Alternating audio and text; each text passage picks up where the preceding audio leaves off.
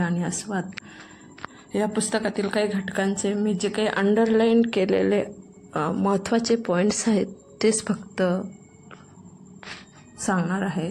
तर पहिला जो घटक आहे निर्मिती प्रक्रियेचे स्वरूप. त्यामध्ये निर्मिती म्हणजे काय, तर जे अस्तित्वात नाही ते अस्तित्वात आणणे म्हणजे निर्मिती. आणि त्यानंतर विषय विवेचनमध्ये आपण पाहिलं की निसर्गातील घटकांच्या अनुकरणातून कला निर्मिती होत असते आणि या गृहीत कृत्यावर अरिस्टॉटलचा अनुकृती सिद्धांत आधारलेला आहे. नंतरचा जो पॉईंट्स आहे की निर्मिती प्रक्रियेविषयीचे कुतूहल, तर त्यामध्ये निर्मिती म्हणजे रचना. निर्मिती म्हणजे रचना. एक एक कण गोळा करून मुंग्यांनी निर्माण केलेली रचना म्हणजे वारुळ. तसेच निर्मिती प्रक्रियेतील प्रेरणा. तर आता निर्मिती या शब्दाचा पर्यायी शब्द आहे सृजन. सर्जन हाही एक प्रतिशब्द त्यासाठी वापरला जातो. सर्जनशीलता किंवा निर्मिती क्षमता हे समानार्थी शब्द आहेत. नव्याने निर्माण केलेली रचना म्हणजे सृजन. त्यानंतर यातू कल्पना म्हणजे काय, तर यातू कल्पना म्हणजे क्या, तर जसं आपण काही धारणा ठेवतो, सृष्टीतील काही घटकांमध्ये प्रेरक शक्ती किंवा द्रव्य असते, अशी विशिष्ट प्रकारच्या कृतीने आपणास अनुकूल करता येते अशी धारणा. काही याच्यामध्ये प्रेरक शक्ती आहे म्हणजे आपण ज्या काही यातू कल्पना आता समजा रात्री घुबड आवाज केला तर आपण म्हणतो की हे कोणी अशुभ शुभ मानलं जातं. म्हणजे सृष्टीतील काही घटकांमध्ये जी प्रेरक शक्ती द्रव्य त्या कृतीने आपणास अनुकूल करता येते अशी धारणा म्हणजे यातू कल्पना. आपण काही गोष्टी शुभ मानतो तर काही अशुभ मानतो म्हणजे आपण, आणि ह्या धारणेतून केले जाणारे विधी म्हणजे यातुविधी. समजा माकड मारल्या गेलं तर आपण माकडाचं ते म्हणजे देव म्हणून ते मूर्ती बसवतो. ही पण एक यातू कल्पनाच झाली. म्हणजे ह्या धारणेतून आपण विधी करतो. आणि तसंच या वर्णाचा उच्चार बरेचदा ज असाही केला जातो. यादव, जाधव, यदू, जदू इत्यादी यातू प्राचीन शब्द आहे. वैदिक वाङ्मयात तो आढळतो. या शब्दाचा उच्चार जादू असाही होतो. वेदांमध्ये यातू शक्ती ज्यांना वश करता येते अशा लोकांना यातुधान या नावाने संबोधलेले आढळते. माया, असू असे शब्द वापरले. दैत्य, राक्षस, मायावी राक्षस त्यांच्याजवळ ही शक्ती होती. यातू शक्ती म्हणजे जादू होती. आपण रामायण महाभारतमध्ये बघितलंच आहे की ते राक्षस वेगवेगळे रूप घ्यायचे आणि सीतेलाही कसं पळवून नेलं राक्षसाने. म्हणजे ह्या यातू शक्तीतून म्हणजे ह्या जादूतून ते काही करू शकायचे. सुंदर स्त्रीचे रूप घेऊ शकायचे किंवा एखादा भिक्षुक म्हणूनही रूप घेऊ शकतं. म्हणजेच ही एक यातू कल्पना, यातू शक्ती म्हणजेच जादू त्यांच्याजवळ होती. आणि आज आदिवासी जमातीमध्येही आपल्याला काही भूमिका, भगत, बैगद अशा म्हणे त्या नावाने अशा मंत्रिकांना ओळखले जाते. ही यातू कल्पना समजली जाते. त्यानंतर आपण बघूया की अनुकृती म्हणजे काय. आता अनुकृती म्हणजे की निसर्गातील घटकांचे अनुकरण करण्याच्या प्रेरणेतून कला निर्मिती होत असते असे प्राचीन विचारवंत मानित असत. प्रख्यात ग्रीक विचारवंत अरिस्टॉटलने आपल्या पोएटिक्स या ग्रंथात त्याविषयी विस्तृतपणे विवेचन केले आहे. आता हा अरिस्टॉटलने पोएटिक्स हा जो ग्रंथ आहे त्याच्यामध्ये ट्रॅजेडी म्हणजे शोकांतिकाला खूप महत्त्व दिले कवितापेक्षा. आणि त्याला म्हणजे अनुकृती सिद्धांत या नावाने त्या अरिस्टॉटलच्या पोएटिक्स या ग्रंथाला ओळखले जाते. आणि अरिस्टॉटलचा गुरु प्लेटो यानेही याआधी सिद्धांत मांडला होता. त्याचप्रमाणे प्रतिकृती म्हणजे काय, तर हुबेहूब नक्कल. तर अनुकृती म्हणजे प्रतिकृती म्हणजे हुबेहूब नक्कल, तर अनुकृती म्हणजे एखादा घटक अथवा संकल्पनेवर आधारित कलाकृती होय. यात हुबेहूब नक्कल शक्य नसते.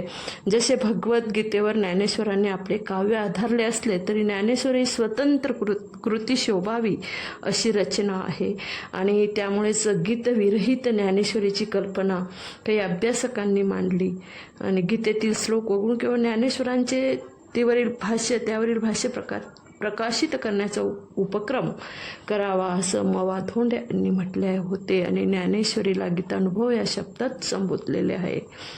तर आता आपल्याला ज्या व्यासांच्या ग्रंथांचे जे ऋण मानून ही ज्ञानेश्वरांनी रचलेली भावार्थ दीपिका, ज्ञानेश्वरांनी भावार्थ दीपिका रचली, ही एक सरस वाङ्मय कृती ठरली. त्यामुळे संत नामदेवांनी ज्ञानदेवी तसेच एकनाथांनी ज्ञानेश्वरी या नावाने संबोधले. भावार्थ दीपिकेला संत नामदेवांनी ज्ञानदेवी म्हटले तर एकनाथांनी ज्ञानेश्वरी या नावाने संबोधलेले आहे. तर अरिस्टॉटलचा जो अनुकृतीचा सिद्धांत आहे तो फेरमांडणी करताना जॅक्स मार्ताने म्हटले की अनुकृत वस्तू किंवा दृष्टीगोचर केलेली वस्तू म्हणजे निसर्ग दृश्य नसतात. निसर्ग दृश्याच्या द्वारे म्हणजे त्यांना साधन रूप देऊन रहस्यमय दृश्य वास्तवाच्या पलीकडील वास्तव अनुकृत केले जाते. म्हणजेच अनुकृत म्हणजे वस्तू किंवा दृष्टीगोचर केलेली वस्तू म्हणजे निसर्ग दृश्य नसतात. निसर्ग दृश्याच्या द्वारे म्हणजे साधन रूप देऊन रहस्यमय दृश्य वास्तवाच्या पलीकडील वास्तव अनुकृत केले जाते. म्हणजे वास्तविकता त्याच्यात मांडली जाते, त्याला अनुकृती असं म्हटलं जातं. तर आपण बघितलंच की मवा धोंड यांनी ज्ञानेश्वरीला गीतानुभव म्हटले तर एकनाथांनी ज्ञानेश्वरी म्हटले तर संत नामदेवांनी ज्ञानदेवी आणि ज्ञानेश्वरांनी दिलेली भावार्थ दीपिकेला आहे वेगवेगळे नावं वेगवेगळ्या संतांनी दिले. म्हणजेच आता त्यानंतर आपण बघूया क्रीडा. क्रीडा आपल्या उदरनिर्वाहाकरता आवश्यक ती धडपड मानव इतर प्राणी करत असतात. तर जीवनावश्यक गरजाची पूर्तता झाल्यावर शरीरात साठलेले अतिरिक्त शक्ती बाहेर काढण्याचा प्रयत्न करीत असतात आणि निरर्थक हालचाली घडत असतात, त्यांना आपण क्रीडा म्हणतो. हर्बर्ट स्पेन्सरने या कृतीला जीवनार्थ व्यापाराकरता उपयोगात न आणल्या गेलेल्या शक्तीला इष्ट वाटा करून देणे म्हटले आहे. तर रवींद्रनाथ टागोर म्हणतात की माणसामध्ये असलेली भावनिक शक्तीचा साठा स्वसंरक्षणात खर्च होत नाही, त्याचा उरलेला भाग कलेच्या निर्मितीत आविष्कृत होतो. मानवी संस्कृतीची उभारणी या उरलेल्या शक्तीतूनच झालेली आहे. तर क्रीडा हा शब्द खेळ लीला या अर्थाने वापरला जातो, पण खेळ लीला हे दोन शब्द वेगवेगळ्या अर्थाचे आहेत. तर मसू पाटील यांनी याविषयी विवेचन करताना इंग्रजीत नाटकाला प्ले म्हणतात, तसेच भरतमुनी नाट्य कलेला क्रीडनायक असे नाव देतात, तसे आपण नाटकाला खेळ म्हणतो. या वास्तवाकडे लक्ष वेधले आहे. क्रीडा ही एक सहज प्रवृत्ती आहे तर खेळ तिचे प्रकटन होय.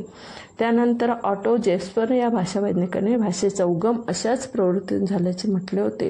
क्रीडा शक्तीचा सिद्धांत या नावाने त्याचा सिद्धांत प्रसिद्ध आहे. त्यानंतर मसू पाटील यांनी क्रीडा या सहज प्रवृत्तीविषयी म्हटले आहे की साऱ्या कलांची प्रेरणा भावाविष्कारी ही आहे आणि सर्वच कलावंत व समीक्षक मान्य करतात आणि काव्याच्या भावमूलक व्याख्या अनेक देता येतील. साहित्य दर्पणकार विश्वनाथाने रसात्मक वाक्यम हे काव्य लक्षण सांगितले आहे, तर वर्ड्सवर्थने उत्कट भावनेचा सहजीवन म्हणजे काव्य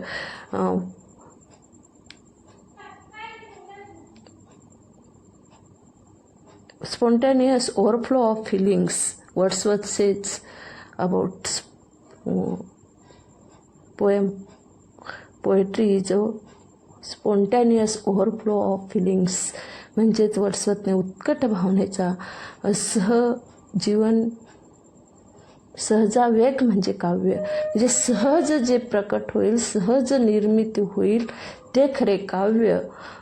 असं वर्डसवर्थच्या मते की आपल्या भावनांचा उद्रेक होऊन आपण सहजरित्या काव्य करू शकतोच, म्हणजे स्पॉन्टॅनियस ओव्हरफ्लो ऑफ फिलिंग्स असं वर्डसवर्थने म्हटलं आहे. आणि मनाच्या विश्रांत अवस्थेत स्मरणोज्जीवित भावनेत असल्याचे म्हटले आहे. तर काही आधुनिक साहित्याच्या नवतेचे लक्षण म्हणजे आत्मरती हे मानले जाते. मानसशास्त्राने ती एक मानसिक विकृती मानली आहे. सिग्मंड फ्राईडने नर्सिसिझम असे तिचे नामकरण केले. नर्सिसिझम सिग्मंड फ्राईड म्हणतो की आत्मरती म्हणजेच एक मानसिक विकृती आहे. आणि सिग्मंड फ्राईड हे जे मानसशास्त्रज्ञ आहे त्यांनी नर्सिसिझम असं त्याचं नाव दिलं. आणि त्यानंतर मानवाच्या अस्तित्वाचे प्रतीक असे त्याचे रूप मानले. आणि निर्मिती प्रक्रियेत सक्रिय असणारी आत्मक्रीडा ही एक अस्तित्वाचे प्रतिनिधित्व करीत असते. अशी एक प्रवृत्ती म्हणजे आत्मशोध. त्यानंतर आत्मशोध आणि जीवनशोध म्हणजे काय की कलावंत हा कलाकृतीचा निर्माता असतो. जन्मदात्याप्रमाणे त्याची कलाकृतीशी एक प्रकारे नाते जुळलेले असते. आणि आई ज्याप्रमाणे बाळाला जन्म देताना प्रसव वेदना सोसित असते, तसाच कलावंत कला निर्मितीच्या प्रक्रियेतून जाताना असंही अशा कला अनुभवित असतो. आणि त्यालाच आपण आत्मशोध म्हणू शकतो किंवा त्यातून आपल्याला त्या वेगळाच आनंद प्राप्त होतो. हा आनंद कोणता? तो अपत्य प्राप्तीचा. आणि आपल्या अपत्यात ज्याप्रमाणे आई आपले रूप पाहत असते तसेच कलावंत आपल्या कलाकृतीत आपले प्रतिबिंब उमटल्याच्या समाधानात असतो. आपली निर्मिती आपल्या भावभावनांचे प्रतिरूप असावे अशी अपेक्षा कलावंतांची असते आणि तिच्यात तो शोध घेण्याचा प्रयत्न करीत असतो. आणि समग्र जीवनाचा शोध त्याला लागतो. आत्मशोध व जीवनशोध असा दुहेरी अनुभव या कलावंतांच्या आनंदाचा भाग असतो.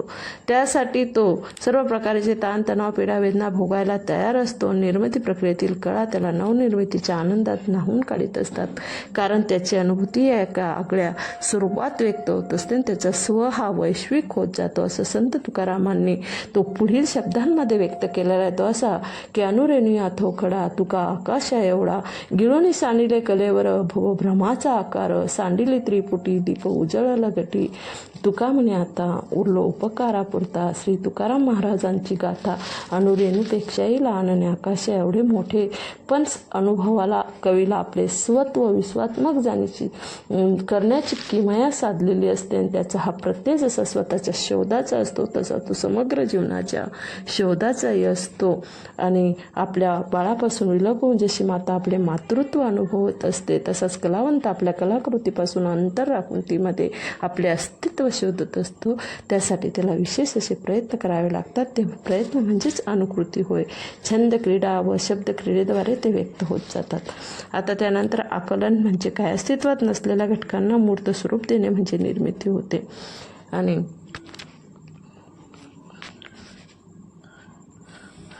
चित्र, शिल्प, नाट्य, साहित्य, स्थापत्य, ललित कला मानवाने निर्माण केल्या आणि त्या केवळ सौंदर्यसृष्टी कारणीभूत नव्हती, तर यातू कल्पना होती. यातू म्हणजे निसर्गातील विविध घटक तसेच वस्तूमध्ये कोणीतरी अलौकिक शक्ती असते अशी समजून म्हणजे यातू कल्पना होय. आणि ग. देशपांडे यांनी श्री शंकुक या संस्कृत साहित्यकाराच्या महाद्वारे या सिद्धांताच्या खुणा भारतातही आढळतात असे म्हटले आहे. नाट्यशास्त्रकार भरत आणि त्यांचे गुरु भट्टतौत यांनी अनुकरण सिद्धांतावर आधारित मतं मांडली असल्याचे ते म्हणतात.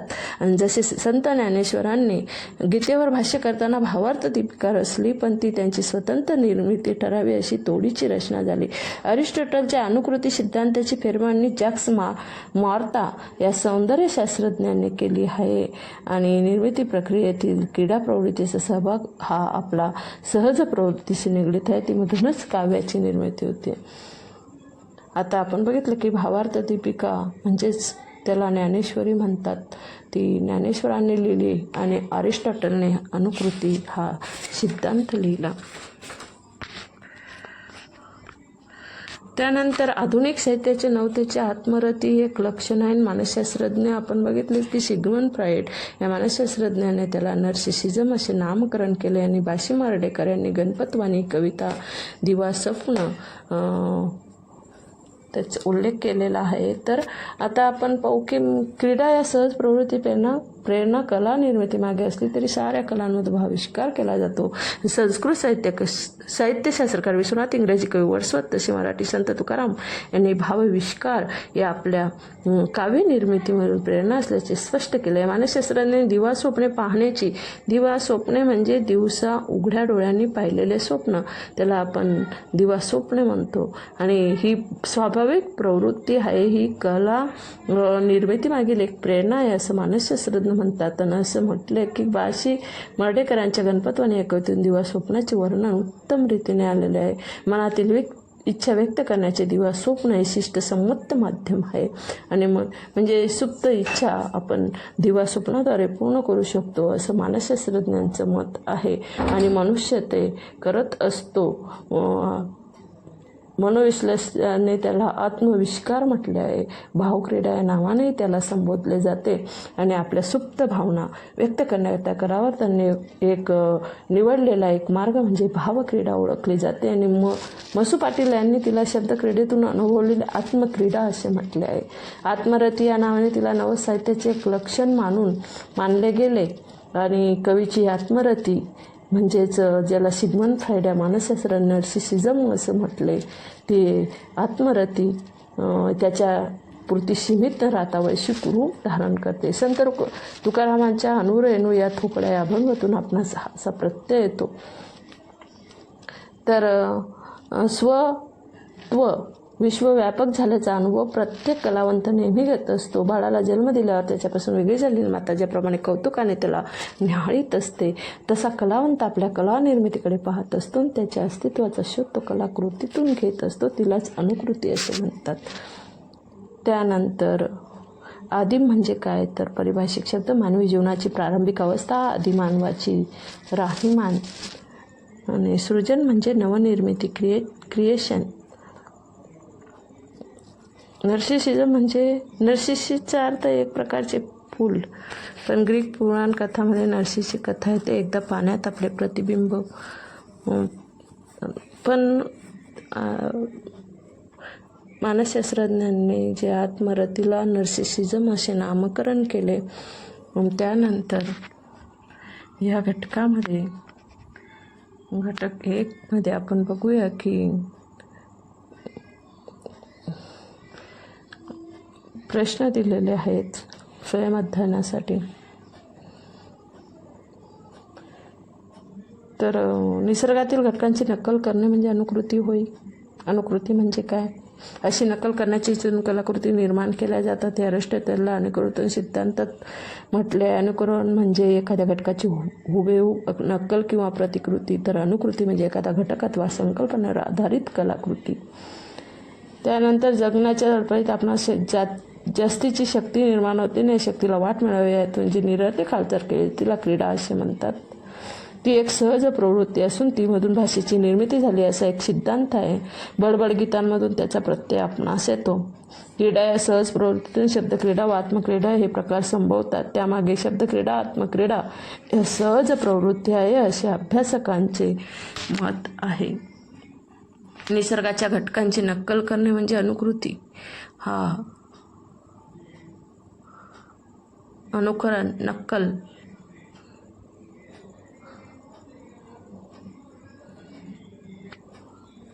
अरिस्टॉटलचा सिद्धांत.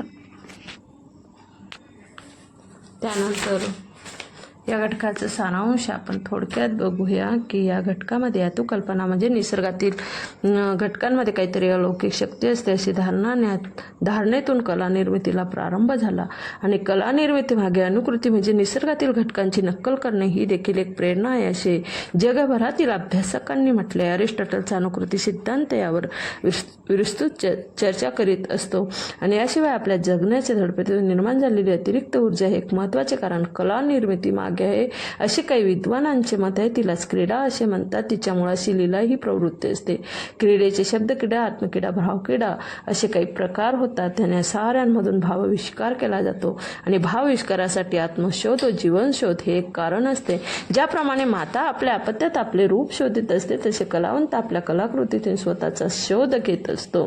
त्याचा स्व केवळ त्याच्यापुरता सीमित न राहता तो वैश्विकतेकडे वळत असतो. त्यामुळे कला निर्मितीतून समग्र जीवनाचा शोध घेतला जातो. या शोधालाच अनुकृती असे म्हणतात. त्यानंतर आपण घटक 2 थोडक्यात बघूया की निर्मिती प्रक्रियेचे घटक. क्रिएटिव्हिटी म्हणजे नवनिर्मिती. आणि या घटकाचा आपण निर्मिती प्रक्रियेचे घटक बघूया की निर्मिती या शब्दामधून मानवास नवनिर्मिती म्हणजे क्रिएटिव्हिटी हा शब्द अभिप्रेत असतो. त्यानंतर विषय विवेचनामध्ये स्फूर्ती ही निर्मिती प्रक्रियेत अतिशय प्रभावी अशी शक्ती आहे. तर कल्पनाशक्ती, प्रतिभा आणि कल्पनाशक्ती यामध्येही निर्मिती प्रक्रियेमध्ये खूप महत्त्वाचे घटक आहे. तर आता आपण बघूया की निर्मिती प्रक्रियेत प्रतिभेचे स्थान काय आहे. की प्रतिभा या संस्कृत शब्दाचा अर्थ अलौकिक बुद्धी असा होतो. प्रति म्हणजे अधिक, भा या 2 शब्दापासून तो बनला आहे.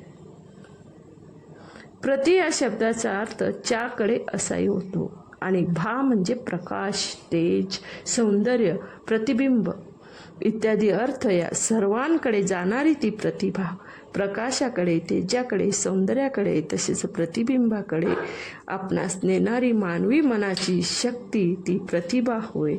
आणि साहित्याच्या निर्मितीत तिचे अतिशय महत्त्वाचे योगदान असते. म्हणूनच निर्मिती प्रक्रियेतील तो प्रथम क्रमांकाचा घटक होय. प्रतिभेसाठी प्रज्ञा हाही एक पर्यायी शब्द वापरला जातो.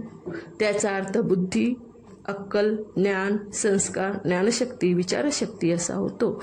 ज्ञानाचा विस्तार असा प्रज्ञा या शब्दाचा शब्दशः अर्थ होतो. ज्या व्यक्तीच्या ज्ञानात विशेष भर पडली आहे तिला ज्ञानवान किंवा प्रज्ञावान असे म्हणतात. आणि प्रतिभा ही काही लोकांनाच लाभलेली असते असे मानले जाते. तर काहींच्या मते ती प्रयत्नाने प्राप्त करता येते. प्रज्ञा या मनाच्या एका शक्तीपेक्षा स्मृती, बुद्धिमती, तर्कशक्ती या वेगवेगळ्या शक्ती आहेत. त्यानंतर की जॉर्ज ऑरवेलच्या 1949 मधील 1984 जॉर्ज ऑरवेल इंग्रजी लेखक आहे. 1984 या कादंबरीत George Orwell wrote this novel 1984 in 1984 wrote in 1984. ते 1984 मध्येच लिहिलं आणि कादंबरीचं नावही जॉर्ज ऑरवेलच्या 1984 आहे. या साम्यवादी सत्तेखालील देशाचे चित्र कसे असेल याचे चित्रण त्यांनी केलेले आहे. यावरून भविष्यकाळातील संभाव्य घटनांचा अंदाज लेखक आपल्या प्रज्ञेद्वारे घेऊ शकतो हे स्पष्ट होते. जे न देखे रवी ते देखे कवी अशी म्हण या जाणीवेतून निर्माण झालेली आहे. तर बालकवींच्या नवनिर्मितीक्षम प्रतिभेतून स्फुरलेली कविता अप्रतिम आहे. ती कविता म्हणजे मसू पाटील यांनी बालकवींची एक कविता अशाच एक अनुभवाची सार्वत्रिकता विविध दर्शवणारी म्हणून दाखल केली की अरुणीची तारी नभ पेटला रंग होतो काय, प्रतिभा पुरीत करी जगाला ही काय कविराय. आणखी नवयुती उषा सुंदरी दारी येऊनी रंगवल्लिका रेखिते राजस हस्ताने दिवस यामिनी परस्परांचे चुंबन घेतात. अनुरागाच्या छटा त्यांच्या खुलत्या गगनात आणि स्वर्गीच्या अप्सराच अथवा गगनमंडळात रात्रीला शेवटची मंगलगीते गातात. किंवा माझी चोरून नेली मोत्यांची माला म्हणून नभश्री रुसली आली लाली गालांना. या बालकवितेच्या कवितेतून मसू पाटील म्हणतात की अशी स्फुरणे यापुढे कोणाच्या प्रतिभेने प्रकट केलेली दिसत नाही, म्हणूनच त्यांना विशेष स्फुरणे असे म्हणायचे आहे. आता त्यानंतर कल्पनाशक्ती. आपण आता निर्मिती प्रक्रियेचे घटक आपण पाहिले की तर पहिला घटक जो होता की निर्मिती प्रक्रियेत प्रतिभेचे स्थान काय, तर दुसरं म्हणजे कल्पनाशक्ती आणि कल्पनाशक्तीचे नवनिर्मितीत काय होतो. त्यानंतर स्फूर्ती. कल्पनाशक्ती खूप महत्त्वाची आहे निर्मिती प्रक्रियेच्या घटकात, की प्रतिभा आणि कल्पनाशक्ती या दोन्ही संकल्पनांसाठी इंग्रजीमध्ये इमॅजिनेशन हा शब्द वापरला जातो, परंतु कल्पनाशक्तीसाठी फॅन्टसी तसेच फॅन्सी या शब्दाचा अर्थ ज्या अर्थी वापरला जातात त्या अर्थी कल्पनाशक्ती व प्रतिभा या संकल्पनामध्ये निश्चितच फरक आहे. आपल्या पूर्वीच्या अनुभवांची आठवण म्हणजे स्मृती.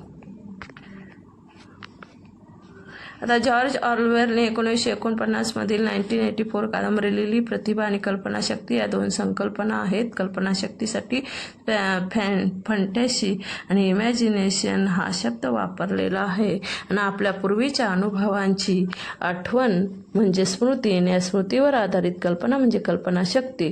या दोन्ही अशा वेगवेगळ्या गोष्टी आहेत.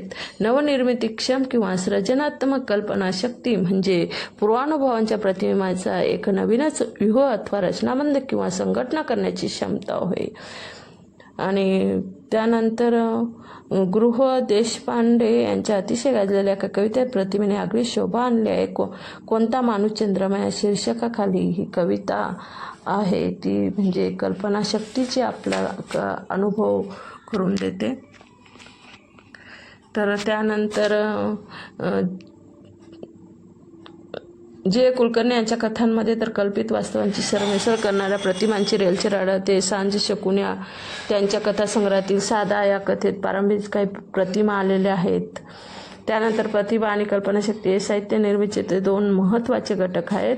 प्रतिभा आणि कल्पनाशक्ती हे साहित्य निर्मितीचे दोन महत्त्वाचे घटक आहेत. त्यांना दोन घटकांचे वेगळेपण तसे स्पष्टपणे दिसून येत नाही. परस्परांना पूरक असे त्यांचे कार्य असल्यामुळे त्यावेळी फरक करणे कठीण जाते. प्रतिभा या संकल्पनेसाठी जिनियस म्हणजे अतिशय हुशार, इंटेलिजंट आपण त्याला म्हणतो हा शब्द वापरला जातो. त्याचप्रमाणे कल्पनाशक्तीसाठी इमॅजिनेशन, फॅन्टसी, फॅन्सी हे शब्द पाश्चात्य साहित्यशास्त्रात वापरले जातात. त्यानंतर जे कुलकर्णी यांचा सांज शकून कथासंग्रह कल्पित वास्तवाची सरमिसळ असणार आहे. तर प्रतिभा संकल्पनेसाठी जिनियस किंवा आपण त्याला इंटेलिजंट असंही म्हणतो. आणि कल्पनाशक्ती म्हणजे इमॅजिनेशन, फंटॅसी, फॅन्सी हे इंग्रजी शब्द वापरलेले आहेत. केशवसूत यांची स्फूर्ती ही कविता. आता प्रतिभा व कल्पनाशक्ती पूरक शक्ती यांना पूरक शक्ती कोणती? प्रतिभा आणि कल्पनाशक्ती हे तर निर्मिती प्रक्रियेचे दोन महत्त्वाचे घटक आहेत, पण त्यांना पूरक शक्ती पुरवणारेच काय तर स्फूर्ती, स्पॉन्टेनियस ओव्हरफ्लो ऑफ फिलिंग्स. वर्ड्सवर्थने जे म्हटलं आहे की जे स्पॉन्टेनियस ओव्हरफ्लो ऑफ फिलिंग्स म्हणजे स्फूर्ती. कलावंतांना एखादी कल्पना सुचते, नवनव्या कल्पना त्यांच्या मनात येतात आणि असं रसिकांच्या वाचकांच्या मनात नेहमीच येत असतात. आणि कलावंतांना जे सुचते त्याला काय म्हणायचे या प्रश्नाचे उत्तर म्हणजे स्फूर्ती, म्हणजे स्पॉन्टेनियस ओव्हरफ्लो, सहज उत्कट भावनेने झालेले भावविष्कार किंवा भावनेचा उद्रेक, त्याला आपण स्फूर्ती म्हणू शकतो. कवी केशवसूत नाहीशी होणारे दिव्य भास या कवितेने स्फूर्तीच्या अवस्थेचे वर्णन केले आहे. ते क्षेत्रातील कलावंतांनाही लागू पडते. केशवसूत म्हणता आत्माराम सुके वनामधून तो होता जरा हिंडत, तो झाला बघता दुनुनी सहसा कोठ्या समोर ते प्रत, तिच्या मागुनी मोहुनी हळूहळू जायास तो लागला आहे ही पण कोण, या क्षणभरी प्रश्नावरी थांबला. कवी केशवसूतांनी आपल्याला होणाऱ्या स्फूर्तीला मूर्त स्वरूपात आणण्याचा प्रयत्न केला, तशी ती अमूर्त असते. स्फूर्तीच्या आवेगातील कल्पना शब्दात साठवणे तसे कठीण असते, पण कवी या दिशेने सतत प्रयत्नात असतात. काही कल्पना त्यांच्या जाणीवेच्या